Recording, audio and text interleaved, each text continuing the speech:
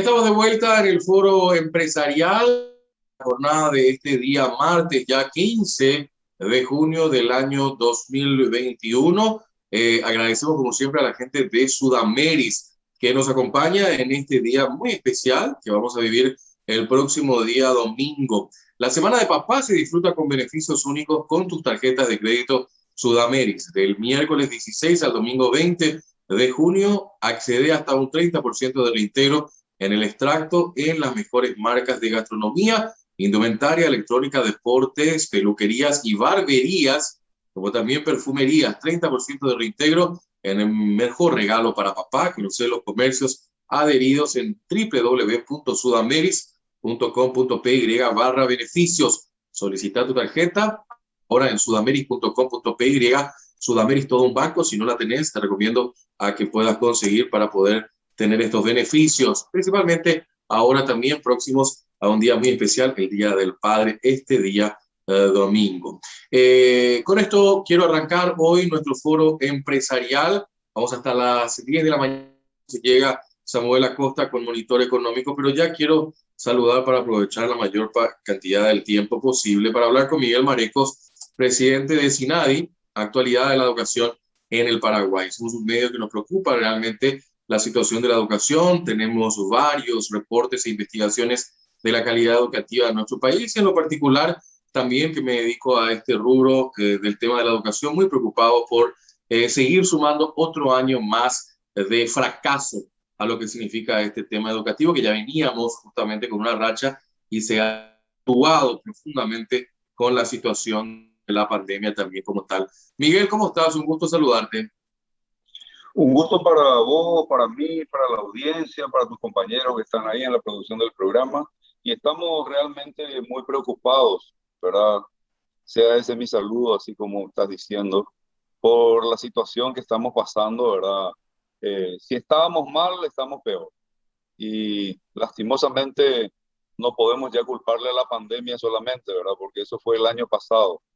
Y tuvimos, sí, el año pasado una serie de errores grandes que creíamos íbamos a solucionarlo, pero lastimosamente seguimos en la cuerda floja todavía y eso nos lleva a los últimos lugares en educación en Latinoamérica, con el Miguel, agregado de que está aumentando la deserción escolar.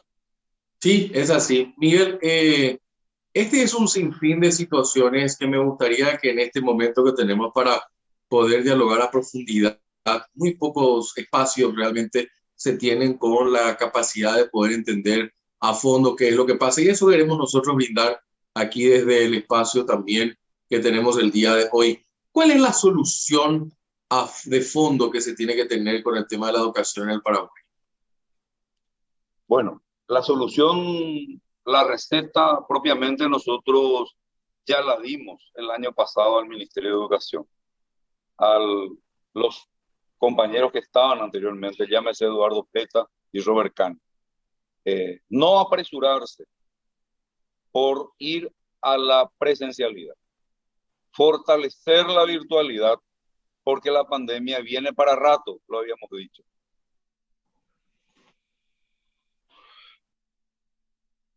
O sea, todo este año íbamos a tener la misma. Tú, te, ahí, Perdón. Sí, sí. no nos hicimos caso, hubo muchas improvisaciones y el fruto de eso es de que hoy todavía no se ha mejorado el proceso de enseñanza-aprendizaje en términos de capacitación a los docentes, que era una de las recetas que le dimos. Tenemos 75.000 docentes, de los cuales aproximadamente 30.000 no manejan las herramientas informáticas. Tenemos miles de docentes que no tienen computadoras o una notebook. Tenemos padres que no tienen celulares, digamos, de media gama, todos son de baja gama, 4 o 5 hijos. Y esa receta le habíamos dado. ¿Cómo hacer cuando la virtualidad no se puede desarrollar? No es precisamente la presencialidad, sino llevar materiales de apoyo pedagógico, guías didácticas, ¿verdad?, a las casas o poner a disposición en las escuelas y colegios que los padres pasen a retirar esos folletos explicativos donde está el programa, el contenido, etcétera. Una serie de recetas le dimos y lastimosamente no nos hicieron caso. Porque si nosotros hacemos un análisis frío, es importante hacer un poco de historia para que la audiencia recuerde. El año pasado no pudimos hacer una evaluación cuantitativa en la primera etapa. Fue cualitativa, recordarás vos, hasta julio. Era un desorden. Bueno, perdonamos eso. Nos culpamos a todos. Pero ahí ya le dimos la receta. Mejoremos el sistema de enseñanza virtual. Viene para rato. ¿Cómo hacer? Le dimos la receta. No había caso. En la segunda etapa apenas pudimos hacer una evaluación cuantitativa ya. Mejoramos algo, pero muy poco. Bueno, pusimos nota.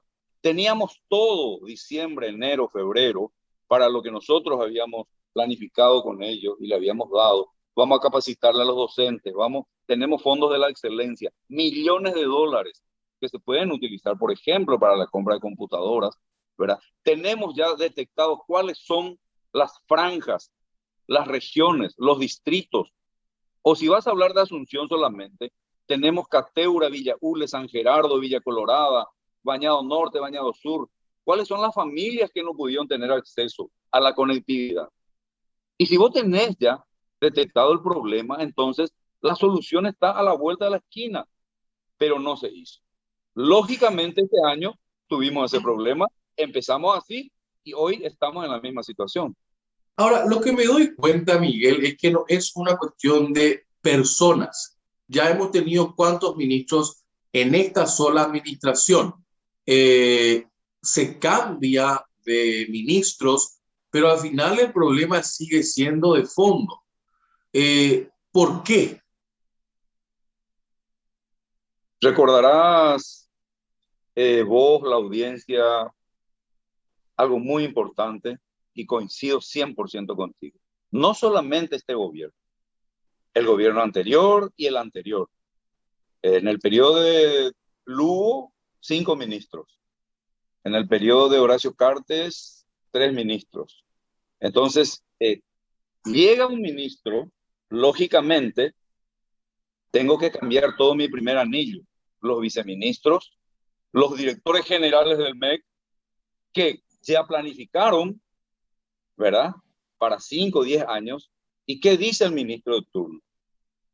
Vamos a hacer un reajuste de lo que hicieron los anteriores. Esto no sirve. Empecemos de cero. Y ahí empieza el problema.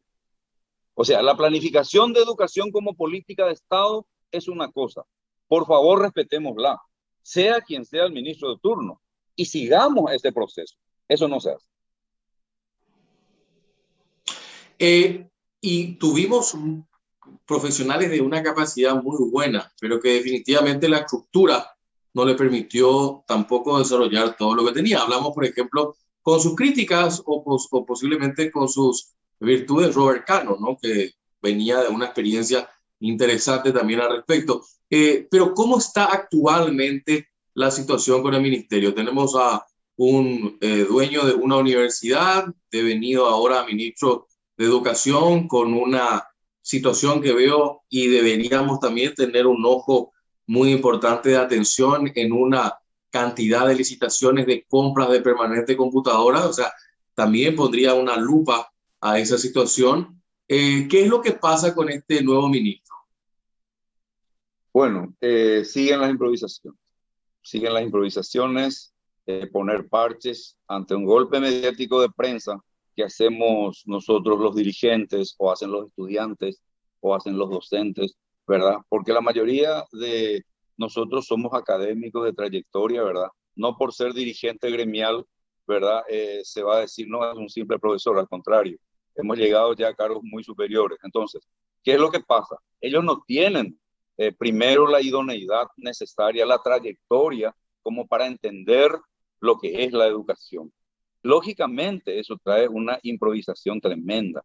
Y yo creo que vamos a seguir todo este periodo de gobierno así, haciendo parte, de repente golpes mediáticos, entregué 600 computadoras, hice esto. Ahora, si yo te doy algunos indicadores que, por ejemplo, también es importante entender y analizar, no es solamente el gabinete ministerial. Por ejemplo, nosotros tenemos los indicadores de la prensa que nos hablan de que del kit escolar, del almuerzo escolar, la alimentación escolar, que es fundamental también dentro de un proceso de enseñanza-aprendizaje, haya o no pandemia, no se están entregando.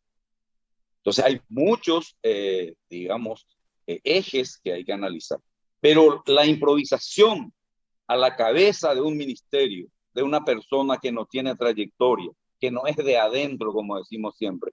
Yo lo respetaba mucho a Eduardo Peta, tal vez como persona, y a Robert Cano también, porque fue alumno cuando yo estaba como docente en el Técnico Nacional, pero ellos no son de educación.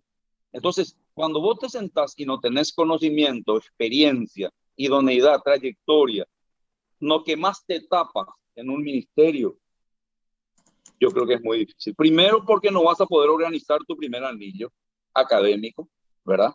Entonces, yo, desde mi humilde punto de vista, por ahí viene la mano de por qué estamos tan mal aún. Ahora, ¿qué es lo que nos queda? Porque ustedes manejarán mejor que nosotros los datos de cómo vamos a terminar este año. Veníamos de un año, como nos decías, fracasado, un segundo año fracasado.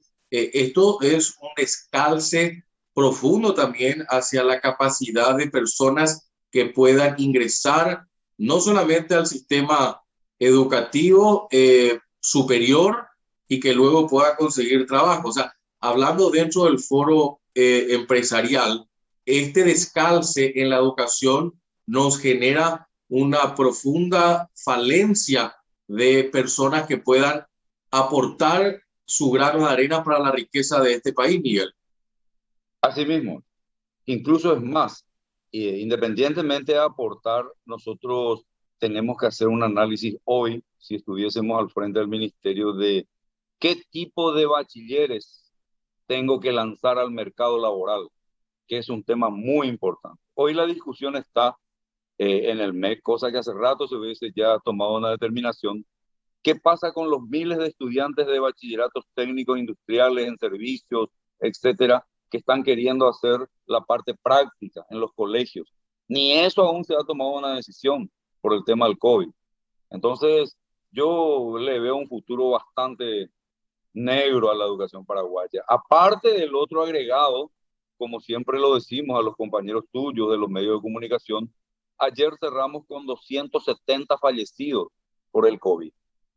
Entonces, ese es otro agregado, ¿verdad? Porque se cometió el error, desde mi punto de vista, de que este gobierno no dijo en su momento, vayamos a clases virtuales el 100% por este año. Así como lo hacemos nosotros en la Universidad Nacional, donde estoy yo también. Nosotros tenemos claro el panorama, la Facultad de Economía, etcétera. Nosotros sabemos de que este año es imposible ir a la presencialidad, ni siquiera clases híbridas, como lo llaman algunos. Entonces, ese es el problema. Nosotros hace rato hubiésemos quitado un decreto donde decíamos, bueno, vayamos a la virtualidad y ante esos indicadores, ¿qué hacemos? Y no lo hicimos. Fueron 10 días y después de vuelta. Entonces, ¿qué hacen ellos? La de Poncio Pilato. Se quita una resolución donde se determina un comité institucional para la gestión de riesgo. O sea, que cada escuela decida. O sea, vos te lavas las manos y decís que cada uno decida. Que papá, el docente, el director se ponga de acuerdo y decida si va a ir a clase híbrida o a clase virtual. No, ese es el peor error que se ha cometido. Eso trajo más muertes, más improvisaciones. Primero que jurídicamente no es válido, porque cualquier papá, ¿verdad? Decide entrar en esa comisión, no es las hace. Los docentes no son elegidos por sus pares, etcétera, etcétera, etcétera. Entonces, esas son improvisaciones que nosotros atacamos. Porque yo pregunto, humildemente, ¿cuál es el apuro para ir a la presencialidad? Primero está la vida y tenemos las condiciones, por lo menos para seguir este año hasta fin de año con la virtualidad. ¿Qué quiere decir eso? Tenemos dinero para la compra de computadoras, tenemos especialistas en cada IFD, Instituto de Formación Docente, tenemos en todo el país para capacitarle a los docentes, pero no, ellos dicen, vamos a la presencialidad. Y no es solamente el tema de las vacunas. Nosotros estamos exigiendo las vacunas, los 75,000 docentes, más los del sector privado, la compañera Marisa, el Colegio de las Teresas y otros dirigentes, con más de 20,000 firmas, le dijimos al ministro Brunetti queremos irnos. Pero no es solamente la vacuna lo que nosotros tenemos que tener en cuenta hoy. También tenemos que tener en cuenta cómo está la institución ediliciamente hablando. Si ese lugar donde vos estás en este momento, en esa escuela dando clases, tiene ventanales, tiene aireación, o son balancines antiguos, donde no se puede desarrollar clases. Si esa institución tiene insumos para lavado de mano constante, ¿dónde está el famoso alcohol de Petropar, que nunca llegó? Etcétera, etcétera, etcétera. O sea, son una serie de condiciones que, aparte de que nos está desarrollando en forma ordenada, ¿verdad?, hace de que se pierdan vidas en este momento. Imagínate vos, más de 260 colegas fallecidos. Y nosotros hace 4 meses, 5 meses le estamos diciendo, esto es lo que tenemos que hacer. Y bueno, no estamos en rango de tener el bolígrafo como para tomar y hacer firmar resoluciones, pero por lo menos que la ciudadanía sepa que nosotros le damos la receta al MEC y no nos hacen caso. Esta es una situación realmente alarmante. Yo creo que definitivamente si no tomamos en serio este punto de la educación, tanto público como privada, y justamente estoy haciendo un ejercicio de colocar todos los días un artículo de la Constitución Nacional. Me está tocando atravesar ahora por los artículos 73, 74, 75, que hablan justamente sobre todo el tema de la educación en nuestro país, y que en el fondo me da como una suerte de letra muerta en muchos de los casos. O sea, que al final es un enunciado y una exposición de deseos, pero que en la realidad la educación está cada día más en una situación de pandemia. Así es. Yo creo que hoy el discurso, el análisis técnico de los compañeros que están ocasionalmente en el MEC debe ser cerrar de la mejor manera posible el año escolar. ¿Cómo? Y mi sugerencia sería que vayamos a la virtualidad, que aprovechemos estos 22 días, por ejemplo, de vacaciones de invierno, ¿verdad? Porque nadie se va a morir por estrés. Al contrario, que aprovechemos estos 22 días, dotemos de herramientas informáticas a los docentes, le capacitemos a los colegas en el uso de las herramientas informáticas, Classroom, Meet, Office 365, etcétera, como quiera, y vayamos la segunda etapa. Me podés hacer la pregunta, ¿pero qué pasa, profesor Mareco, en Huirarobaná, o en Puenteciño, o en Orqueta, donde nos llega la conectividad? Fantástico. Tenemos miles de libros en las bibliotecas de las escuelas. Podemos hacer guías didácticas, porque es importante decirte, por si algún papá o mamá no sabe, de que un profesor tiene una planeación mensual, semanal y anual sobre lo que tiene que desarrollar de su materia. O sea, yo sé exactamente lo que tengo que desarrollar en agosto, porque mi planeamiento anual me dice. Y si el ministerio da los materiales de apoyo pedagógico, o guías didácticas, una vez detectada aquellas zonas donde no hay conectividad, entonces el proceso de enseñanza-aprendizaje es más fácil. Pero para tener esa visión, para hacer ese trabajo, tenés que conocer y no tenés que mentir. Porque si vos estás diciendo que hay 95% de conectividad, esa es ya la primera mentira. Si vos estás diciendo que el 97% de los padres tienen un celular, esa es una gran mentira. Porque tal vez tengan un poco menos, pero tienen 4 o 5 hijos y ellos trabajan y vienen de noche. Y las tareas se le envía por WhatsApp, ¿verdad? En la mayoría de los casos. Entonces, esas son las cosas que hoy, desde mi punto de vista, debemos atacar para cerrar de la mejor manera posible el año escolar. Miguel, por último, porque me queda ya un minuto, pero consultarte. 2021, año de vuelta fracasado, y 2022, ¿qué nos queda? Y nos queda un negro panorama. Si no hacemos un cambio de timón de 180 grados, vamos a seguir con los golpes mediáticos de prensa, ¿verdad? Y vamos al último lugar en Latinoamérica y en el mundo en educación. Porque otros países que tienen la misma situación ya han despegado. Es mentira de que otros países están en la misma situación, digamos, dentro del proceso de enseñanza-aprendizaje. Al contrario. Y ni aún así, no tenemos que compararnos con los otros países. Nosotros somos Paraguay, sabemos, yo creo que el ministro de Educación Brunetti tiene que buscar los mejores hombres en este momento para que le acompañen en ese proceso. Ni hablemos de transformación educativa, eso está para rato. Por eso, justamente mi última pregunta iba a ser eso. ¿Es un fracaso la transformación educativa? Y no es el momento de encarar, porque están usando todo su tiempo, su esfuerzo en eso y están descuidando algo muy elemental que es el proceso de enseñanza-aprendizaje, que para nosotros es lo elemental.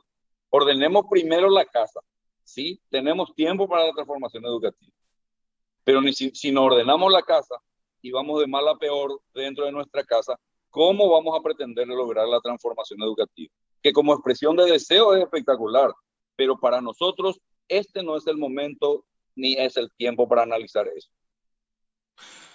Y aparte de eso, también sumaría a los puntos que mencionaste, recursos, porque muchos recursos tienen formación educativa.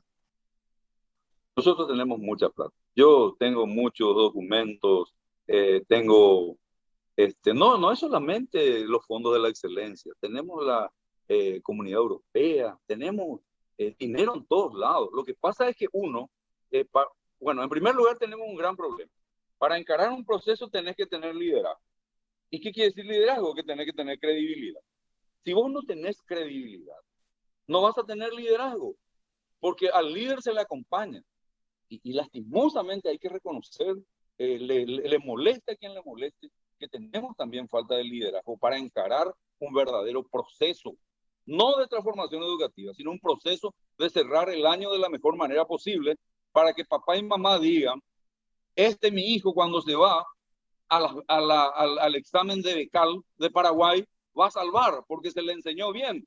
Y no con esta cifra que estamos teniendo ahora, donde le acompañé a más de 1000 estudiantes para ver la situación de por qué fracasaron, ¿verdad? Y es producto del sistema, del proceso de enseñanza-aprendizaje que nos estamos haciendo en serio. No se desarrollan todos los contenidos, nadie controla. O sea, para mí, con todo respeto, estamos ante un caos muy grande. ¿Se juega con la educación en el Paraguay? Así mismo. Gracias, Miguel, por tu tiempo. Con mi sinceridad de siempre. Gracias a ustedes por el espacio. Miguel Maresco, con nosotros también aquí en el espacio del Foro Empresarial. Hacemos una brevísima pausa, enseguida estamos con nuestro próximo invitado. ¿Entendiste eso?